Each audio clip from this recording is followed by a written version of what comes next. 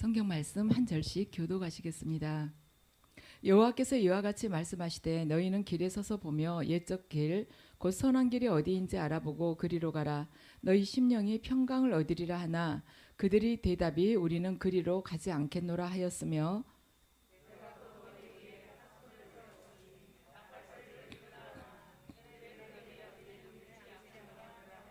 그러므로 너희 나라들아 들으라. 무리들아 그들이 당할 일을 알라.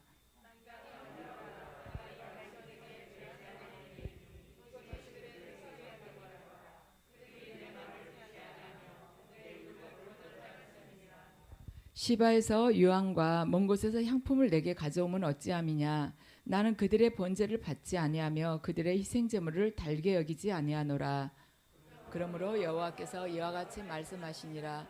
보라, 내가 이 백성 앞에 장애물을 두리니 아버지와 아들들이 함께 거기에 걸려 넘어지며 이웃과 그의 친구가 함께 멸망하리라. 아멘.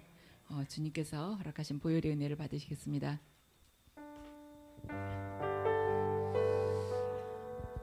아버지, 십자가상에서 흘리신 그 보혈로 저희의 예배를 이 시간 보호해 주시옵소서. 예배 가운데 온전히 주님만 거하실 수 있도록 저희의 생각과 마음을 사로잡으셔서 오직 주님만 바라보게 해주시옵소서. 저희 생각 안에 있는 세상적인 것들, 저희 한없이 높아진 자아들 주님의 보혈로 씻어 주시옵소서. 예배드리는 당신 자녀들이 가정 또한 아버지 기억해 주시옵고 보혈로 씻어 주시옵고 주님의 성령으로 채워 주시옵소서. 어떠한 환난과 고난 속에서도 오직 주님만 바라볼 수 있는 심령이 될 수 있도록 주님의 보혈로 저희들 각자 정결케 해 주시옵소서.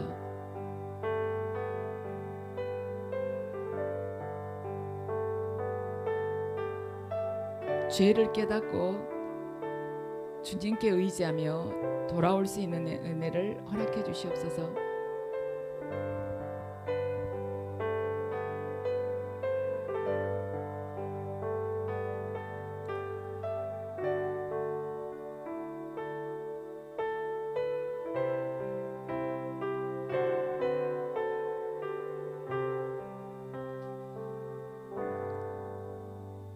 아멘.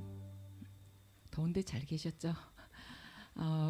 오늘 여기 공지사항을 보면요, 저기 시온산 기도원에 가셔서 구역별로 좀 가셔서 기도하시기를 이렇게 공지를 했는데요.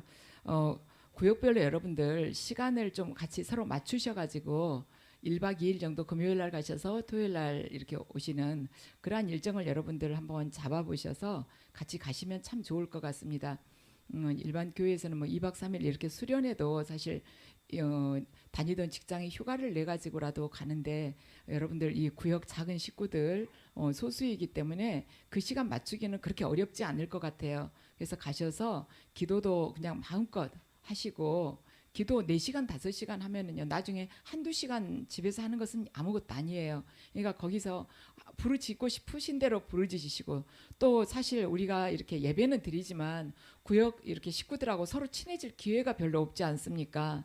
그래서 거기에서 서로 교제도 하시고 정말 그 아담하고 예쁜 그 우리 기도원 이렇게 목사님이랑 또 그 권사님들 같이 꾸며 놓으셨는데 가셔서 거기서 차도 마시고 산책도 하시고 그렇게 하시면 참 좋은 시간들이 될 것 같습니다. 그래서 여러분들 그걸 권면합니다. 오늘 본문은 예레미야 6장인데요. 복과 재앙은 생각의 결과라는 제목으로 말씀을 드리겠습니다. 이 예레미야 6장은 남유다를 향해서 하나님께서 너희들 회개치 않으면 이렇게 내가 심판을 할 것이라고 예레미야를 통해서 예언하신 내용입니다. 그런데 하나님께서 지금 우리가 예레미야서를 처음부터 여러분들 통독하셨으니까 어느 정도 내용 아실 것입니다. 그 말씀 내용과 똑같이 흙더미를 바벨론 군사들이 흙더미를 싸가지고 예루살렘을 쳐들어와서 그대로 하나님 말씀 그대로 이렇게 멸망케 한 것입니다. 근데 하나님께서는 심판에 대해서 계속 예레미야를 아니면 다른 선지자를 통해서 말씀을 하셨지만 예레미야서 오늘 이 앞에 있는 그 말씀을 보면요. 6장 그 말씀들을 보면은 이들이 뭐라고 그러냐면 그걸 욕으로 알아듣는 거예요. 하나님께서 선지자를 통해서 주시는 그 회개의 그 권면의 말씀을 욕으로 여기고 듣지 않았다고 성경은 기록을 하고 있습니다. 그래서 우리가요 살아가면서도 어떤 일이 생겼을 때 누군가가 충고를 하잖아요. 충고를 할 경우에 이게 하나님께서 저 사람을 통해서 나에게 하는 그런 경고의 말씀이 아닌가 하고 잘 기도하면서 분별을 해봐야 된다는 것입니다.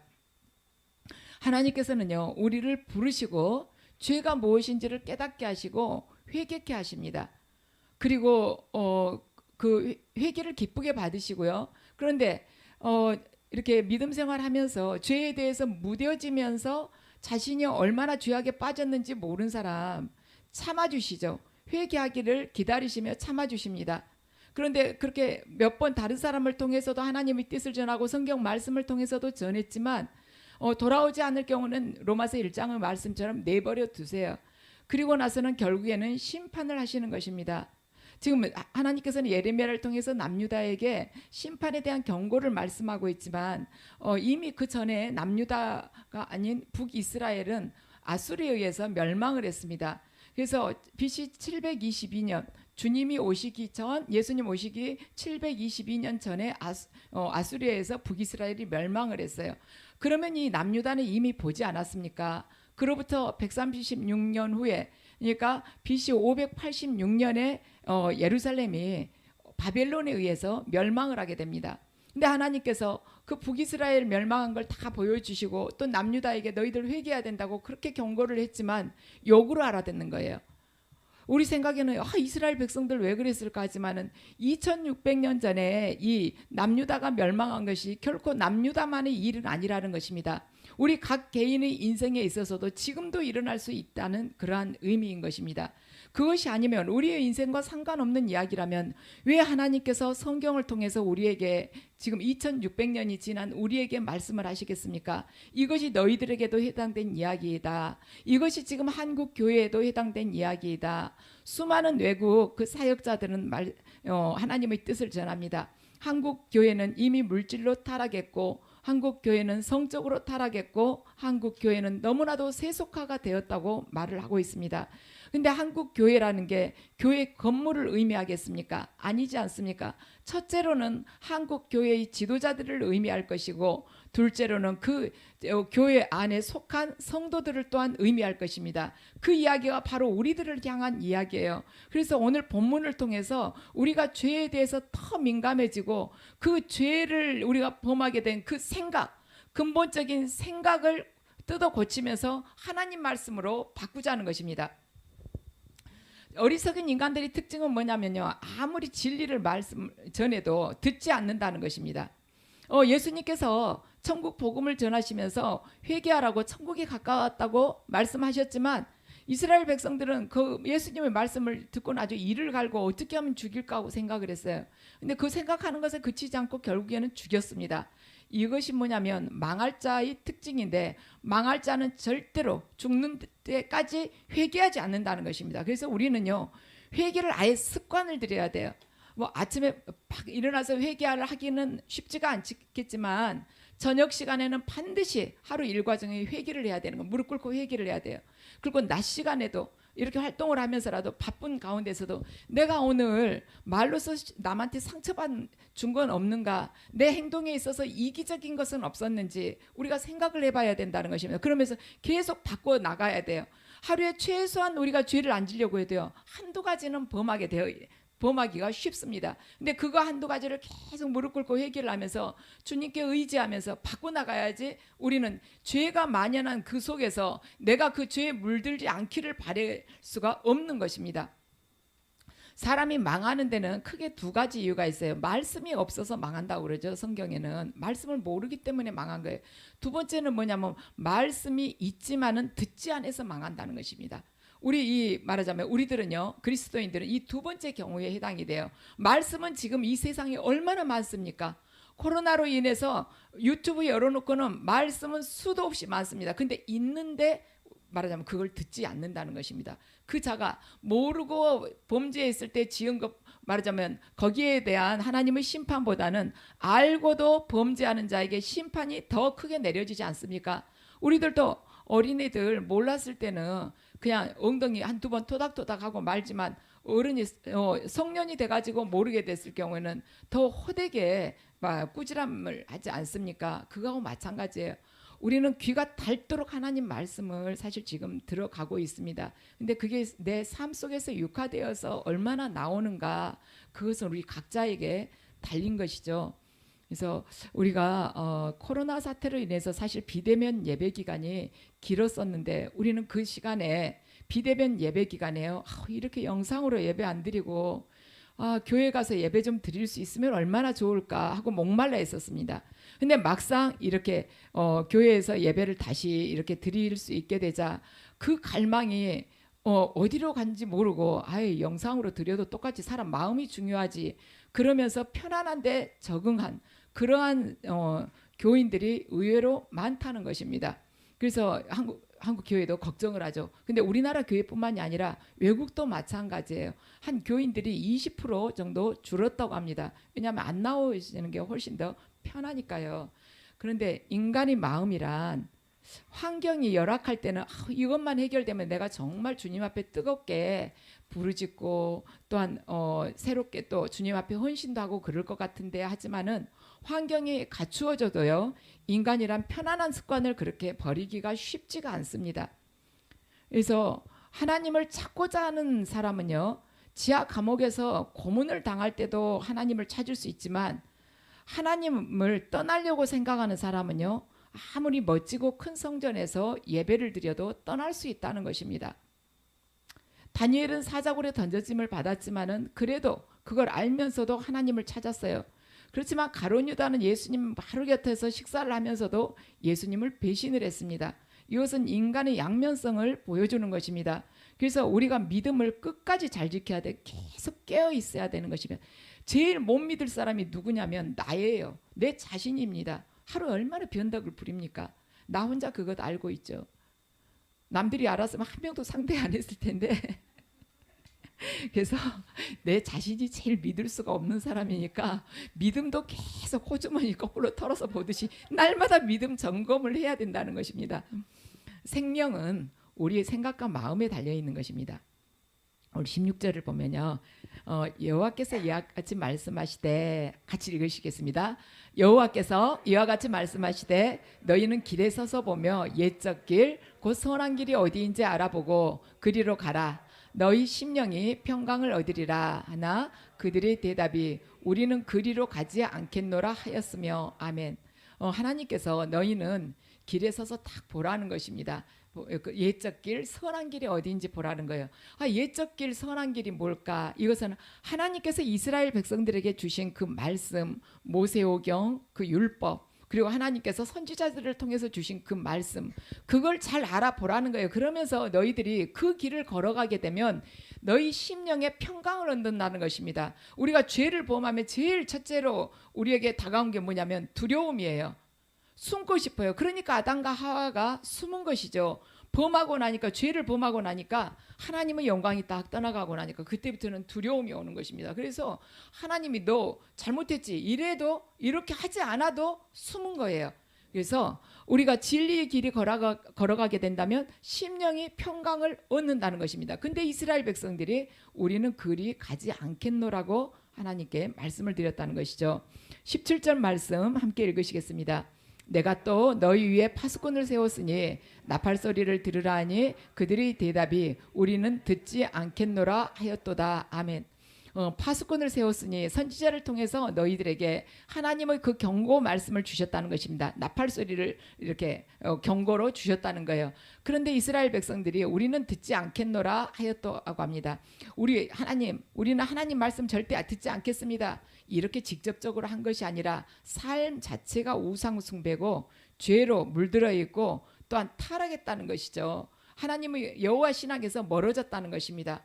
우리도요, 하나님 말씀에서 벗어나게 된다면, 그리고 내 욕심으로 살게 된다면 하나님은 그렇게 표현하실 거예요. 너희의 대답이 듣지 않겠노라고 했다고. 이렇게 성경 말씀을 하나님께서 분명히 주셨지만은 듣지 않겠노라고 하고 제 갈 길로 각자 제 소견대로 갔다고 하나님은 우리의 각자에 대해서 말씀을 하실 것입니다.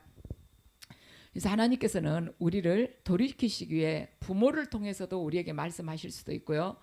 또한 나의 영적 지도자를 통해서 말씀하실 수도 있고, 물론 성경 말씀을 통해서 제일 먼저 말씀을 주시지만 그걸 듣지 않았을 경우 친구를 통해서 이야기를 하실 수도 있고요. 자녀를 통해서, 어린 사람을 통해서도 우리에게 말씀을 주실 수가, 깨닫도록 말씀을 주실 수가 있지만 귀를 막은 자는 절대로 그걸 안 듣는다는 것이죠. 어떤 자가 귀를 막냐? 망하기로 작정한 자가 귀를 막는다는 것입니다. 자, 그런데 18절을 함께 읽으시면요. 그러므로 너희 나라들아 들으라, 무리들아 그들이 당할 일을 알라. 아멘. 너희 나라들아 들으라, 이것은 이방 나라들을 뜻하고 있어요. 이방 나라들아, 이 이스라엘 백성들이 당할 일을 너희들 보아라. 앞으로 내가 말씀한 그대로 성취하리라. 그 말씀인 것입니다. 그리고요 19절을 함께 읽으시겠습니다. 들으라, 내가 이 백성에게 재앙을 내리리니 이것이 그들이 생각의 결과라. 그들이 내 말을 듣지 아니하며 내 율법을 거절하였음이니라. 아멘. 땅이여 들으라, 내가 이 백성에게 재앙을 내리리니 이것이 그들이 생각의 결과라. 이스라엘 백성들이 생각한 결과가 무엇이 되었냐면은 재앙이 되었다는 것입니다. 우리들 각자는요, 내 나름대로 어떤 부분에 있어서 관심이 많은 부분이 있어요. 그 부분에 대해서는 내가 참 많이 안다고 생각을 합니다. 그런데 한 개인이 생각할 수 있는 그 범위라는 것이 뭐냐면, 얼마나 협소하냐면 그 사람이 고작 알고 있는 그 지식, 인간이요 한평생 동안 뇌를 많이 쓰면 한 5% 쓴다고 그래요. 그런데 천재들은 깊게 연구하는 그 과학자나 그런 사람들은 한 8% 정도 쓴다고 그럽니다. 뇌 할 수 있는 그 기능을요. 그런데 우리는 많이 쓴다고, 그 뇌 안에 있는 그 기능도 10%도 못 쓰고 5%밖에 쓰지 않으면서 무엇을 얼마나 하겠습니까? 그 안에 내가 조금 안다는 지식이나 경험이나 정보 가지고 내가 혼자 판단을 한다는 거예요. 많이 이리저리 이 생각 저 생각, 하루에 5만 가지 생각을 다 한다고 그러잖아요. 그 생각을 가지고 자기가 전부 잘 아는 것처럼 생각을 합니다. 근데 하나님 보시기에는 그냥 유치한 어린애나 똑같다는 것이죠. 우리는 어때요? 유치원생이 골똘하게 오랫동안 자기가 뭐 턱 개고 오랫동안 생각해가지고 뭔가 했다 하지만 그거 뻔하지 않습니까? 하나님 보시기에는 우리들이 그렇다는 거예요. 우리는요 그 단편적인 생각, 그 짧은 생각, 우리는 어린애가 하는 거 다 알아요. 근데 하나님은 우리 생각을 왜 모르시겠습니까? 그래서 뻔하니까 하나님의 말씀을 붙들라고 그러는 것입니다.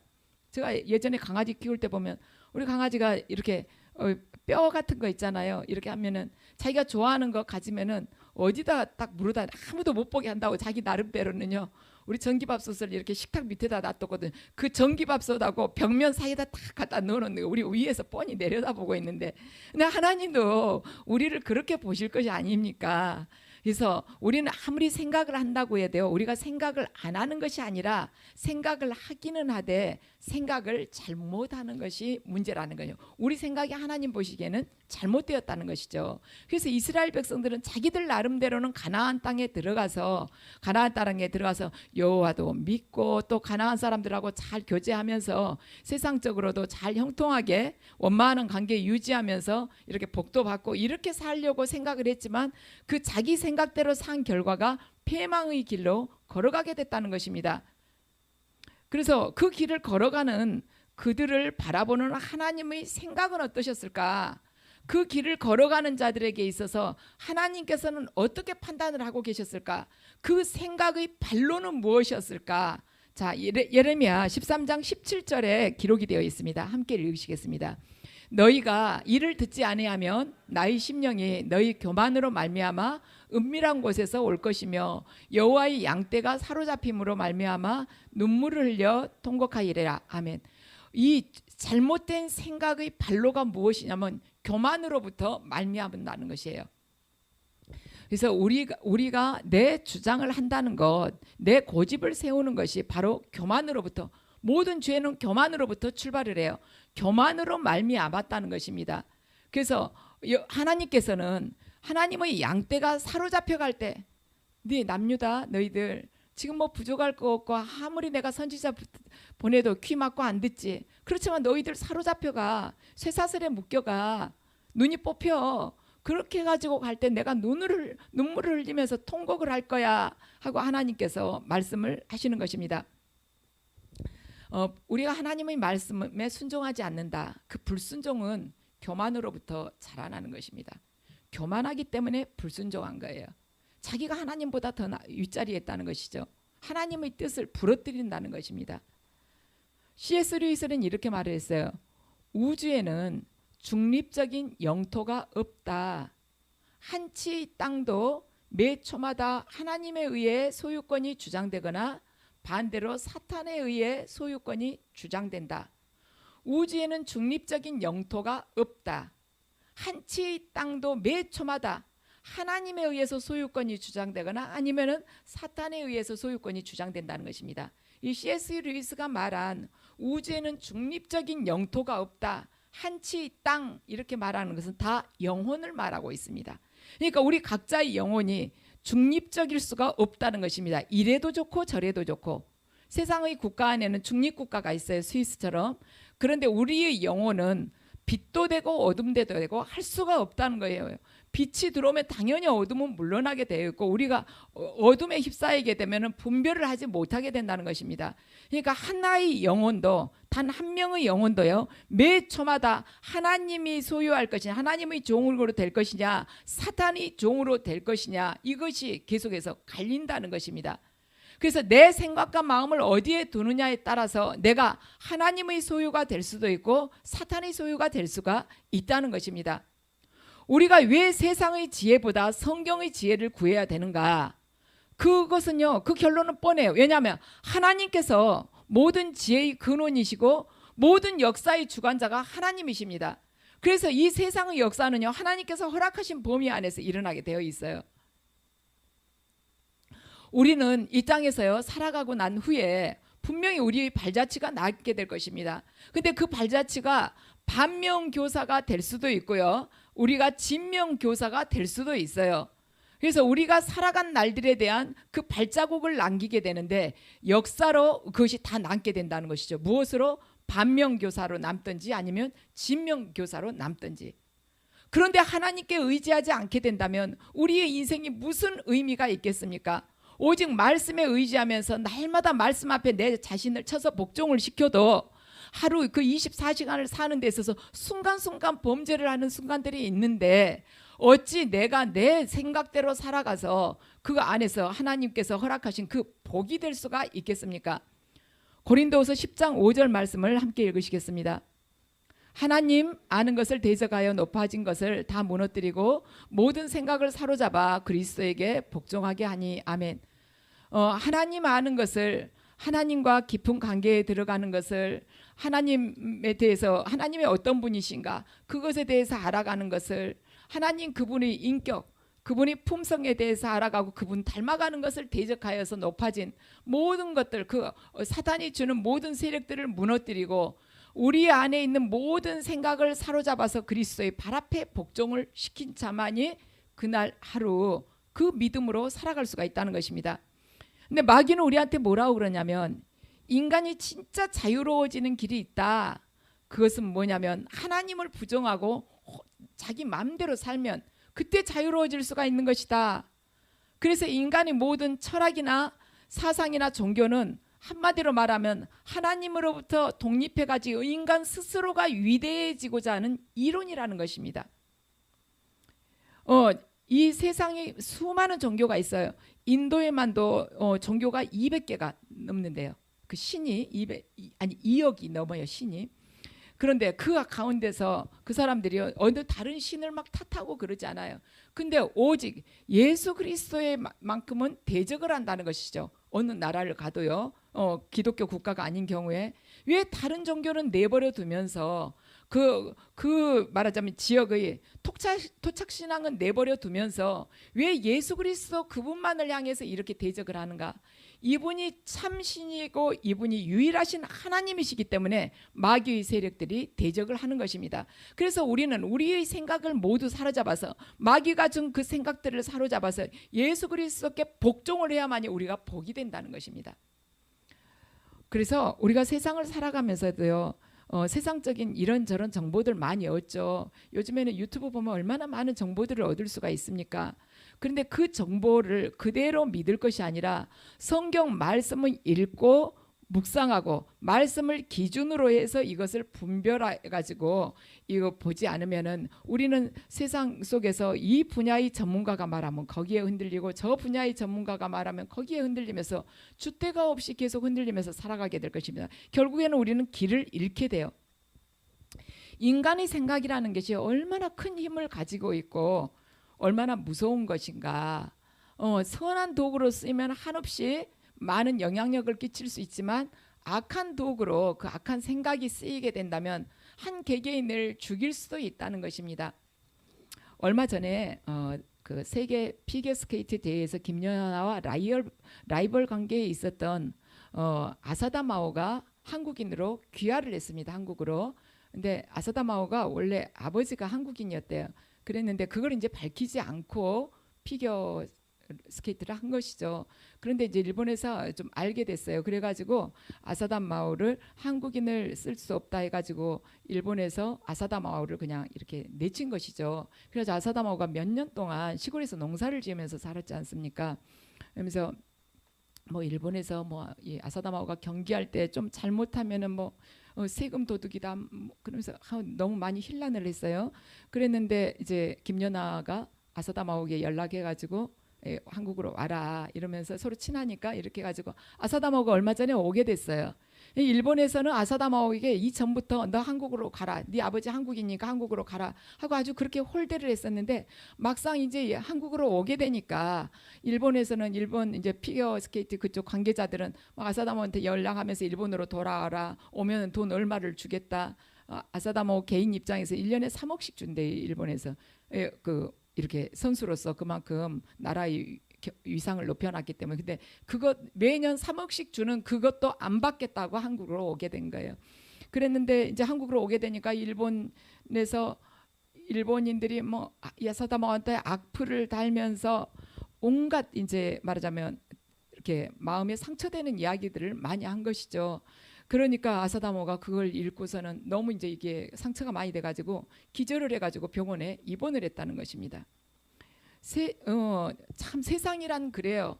잘할 때는 뭐 국민은 뭐 무슨 동생이네 뭐 그러다가 이렇게 대회 나가가지고 좀 넘어지거나 했다면 이 세금 도둑아 이러다가 너 한국으로 떠나라, 네 아버지 한국인이니까 한국으로 떠나라 했다가 막상 떠나니까 돌아와라 하면서 안 돌아온다고 또 하는 것이 굳이 꼭 일본만이 그런 게 아니고 인간이란 그렇다는 것입니다. 그래서 인간의 생각이 이렇게 오를 수가 있냐는 거예요. 본인들이 막 가라고 한국으로, 네 아버지 한국이니까 한국으로 가라, 너 같은 사람 쓰지 않는다 그랬다가 막상 가니까 돌아와라, 왜 안 돌아오냐 이렇게 하는 것이 인간이야. 인간 안에는요 죄밖에 없어요. 악밖에 없는 것입니다. 그래서 생각을 이걸 딱 보면 생각을 통해서 들어오는 영적 공격이 얼마나 심각한지 우리가 알 수가 있다는 거예요. 꼭 악플을 통해서 들어오는 영적 공격이 심각하다. 거기에 우리가 제한을 할 것이 아니라 내가 평소에 품고 있는 생각이 하나님의 말씀에서 벗어났을 경우에는 악한 영이 나의 그 잘못된 생각, 그 마귀가 주는 생각을 가지고 얼마나 내 삶 속에서 말하자면 황폐하게 할 수 있는지 그걸 알 수가 있다는 것입니다. 이 사건을 통해서 저는 이제 그걸 깨달았어요. 아사다 마오가 그 악플을 이렇게 읽어보면서 너무 심적으로 상처를 받고 힘들어가지고 그러니까 병원에서는 뇌 이상이 있을 수도 있다 이렇게 이야기를 하나 봐요. 그렇게까지 큰 문제가 이렇게 생겼는데 한 개인을 정말 처참할 정도로 그렇게 힘들게 하는 거잖아요. 근데 우리들 각자에게 있어서 잘못된 생각, 하나님께서 기뻐하시지 않는 그 생각이 내 안에서 자리 잡고 그 생각이 나의 삶을 주장하게 될 때 내 삶도 영적으로 이렇게 무너지게 된다는 거예요. 기절하는 것뿐만이 아니라 멸망할 수가 있다는 것입니다. 하나님께서 2600년 전에 남유다를 이렇게 우리에게 알려주시는 것은 너희들도 잘못된 생각을 하면 멸망을 하게 돼. 회개하고 돌아와. 하나님 말씀으로 들어와. 내가 너희들에게 보이는 옛적 그 선한 길 그리 돌아와. 이 말씀이 있지 않느냐. 네 자아를 이겨내기가 어렵다 할지라도 말씀만이 진리야. 인간이란 다 유한한 존재이다. 돌아오고 순종해라. 이 말씀, 이 의미로 우리에게 주신 것입니다. 자, 19절 말씀을 함께 읽으시겠습니다.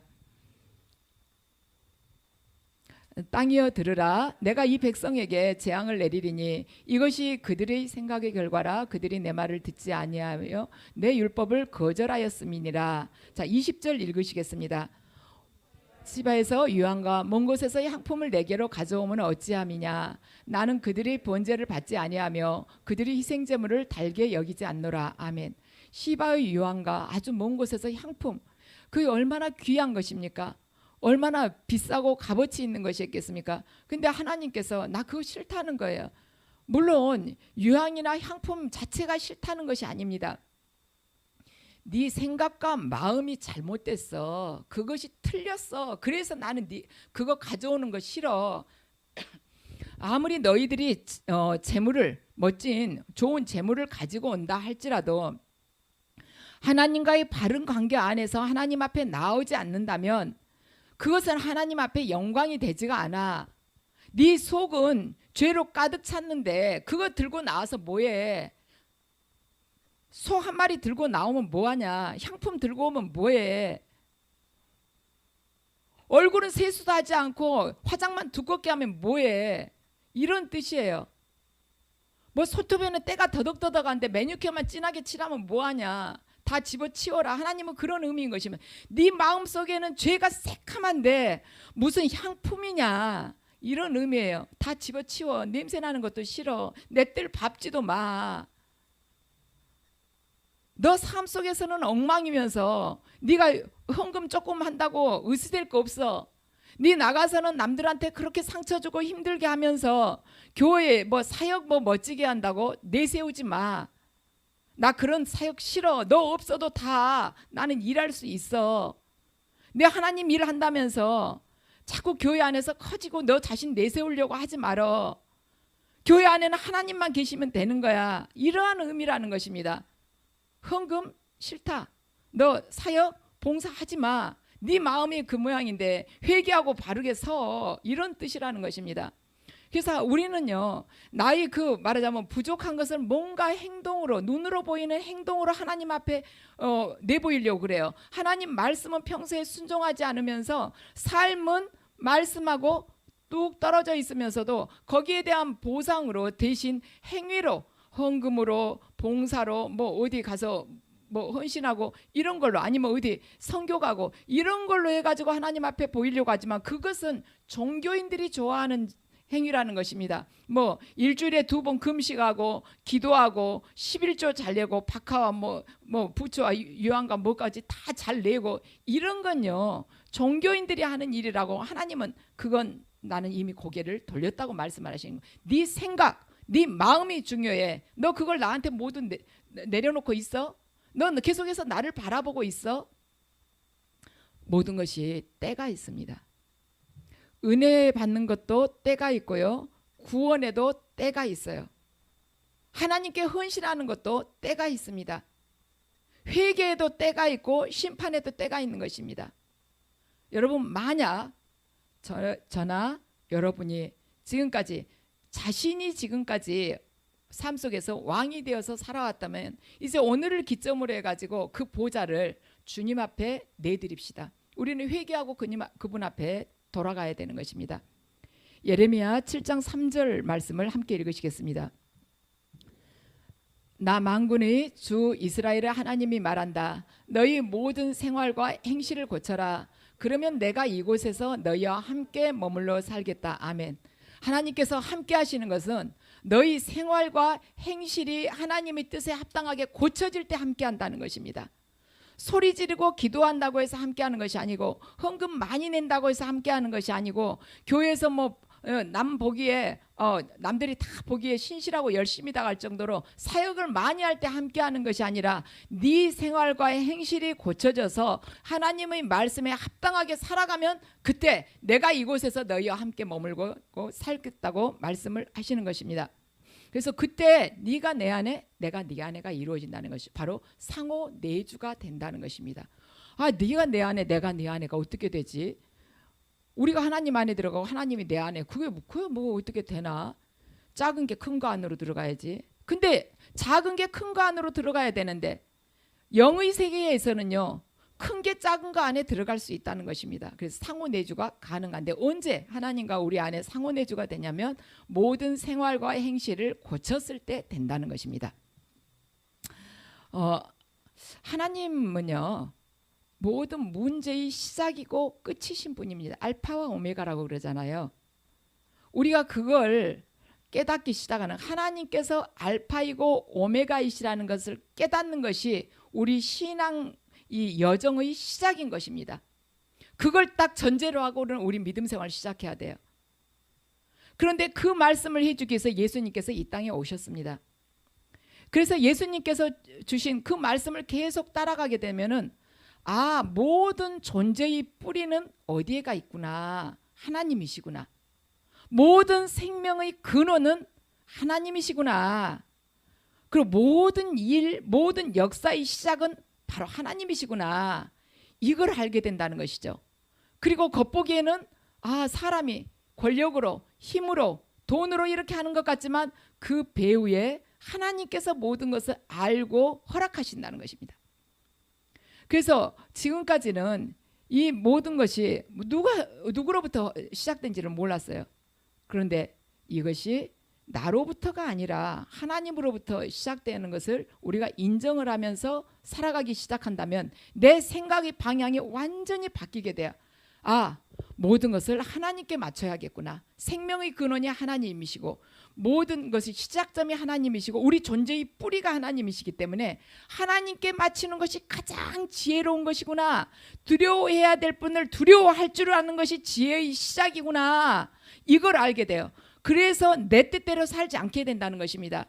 우리는 그런 생각을 할 수가 있어요. 내 마음대로 좀 살아봤으면, 내가 10년만 늦게 믿었더라면 그동안 내 마음대로 하고 싶은 건 다 해보고 그 다음에 회개하고 딱 믿을 텐데 그 시간들은 다 썩은 시간인 것입니다. 웅덩이에서 구역질 나는 그런 냄새 나는 그런 시간들이에요. 역사가 없어요. 내 마음대로 사는 시간은. 아브라함도 하나님 앞에 제단을 쌓지 않을 때는 성경에 아무 기록이 없습니다. 우리가 하나님하고 연관이 되어 있지 않잖아요. 그러면 우리는 아무 의미가 없는 자예요. 우리는 하나님과 하나님께서 우리를 부르시고 그분과 이렇게 우리 영혼이 접촉하면서부터 그때부터 새 역사는 시작되는 것입니다. 그래서 내가 실은 어쩔 때는 육적인 욕망이 올라오면서 이거 좀 내 마음대로 해봤으면 이런 생각이 들 때가 있어요. 한번 또 속 시원하게 좀 즐겨봤으면 이럴 때가 있을 수 있어요. 그렇지만 그건 잠깐이고 영원한 세계를 바라본다면 우리는 충분히 그걸 내려놓을 수가 있다는 것입니다. 그래서 예수님께서는 이걸 깨닫게 하시기 위해서 성령을 우리들에게 주셨고 성령께 우리가 의지를 하게 되면은 마음과 영을 그분은 새롭게 해주시는 것입니다. 에스겔 36장 26절 말씀을 함께 읽으시겠습니다. 또 새 영을 너희 속에 두고 새 마음을 너희에게 주되 너희 육신에서 굳은 마음을 제거하고 부드러운 마음을 줄 것이며 아멘. 그 성령께서 우리 안에 충만하게 임하시게 되면은 내 고집, 내 자아, 교만, 미움, 용서하지 못하는 이러한 굳은 마음을 제거하시네. 우리는 내 생각대로 할 수가 없습니다. 인간이란 그래요.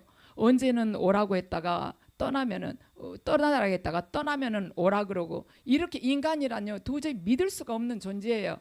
인간 안에는 그런 것이 꽉 찼습니다. 그런데 오직 성령께서 우리의 굳은 마음을 제해 주실 때만이 우리가 부드러운 그 어린애 같은 그런 마음을 갖게 된다는 것입니다.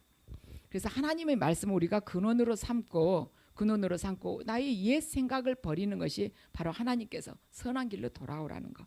그러한 의미인 것입니다. 그래서 우리들이 생각이 병자가 낫는 것도 물론 기적이지만 우리 생각이 바뀌는 것이 바로 기적이고 예수님은 그것을 하시는 분이에요. 그걸 예수님께서 하실 수가 있다는 것입니다.